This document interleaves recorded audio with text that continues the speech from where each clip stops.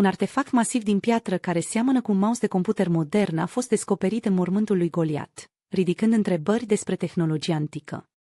O descoperire arheologică șocantă a fost anunțată recent. Un mouse uriaș de computer, găsit în interiorul mormântului antic al lui Goliat, războinicul legendar din poveștile antice. Această descoperire fără precedent sfidează concepțiile tradiționale despre istorie și tehnologie, forțând cercetătorii să reconsidere capacitățile tehnologice ale civilizațiilor antice. Ar putea fi aceasta dovada unei societăți avansate pierdute în timp, sau are un rol mai mult simbolic? Un obiect de necrezut din trecutul îndepărtat.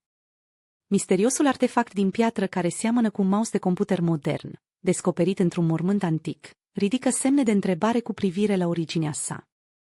Misteriosul artefact din piatră care seamănă cu un mouse de computer modern, descoperit într-un mormânt antic, ridică semne de întrebare cu privire la originea sa. Mouse-ul de calculator, care nu seamănă cu nimic văzut până acum, este fabricat dintr-o piatră extrem de dură, probabil granit sau bazalt, și este semnificativ mai mare decât mouse-urile de calculator moderne. Acesta are o rotiță de derulare și butoane transparente, care seamănă izbitor cu designul dispozitivelor contemporane.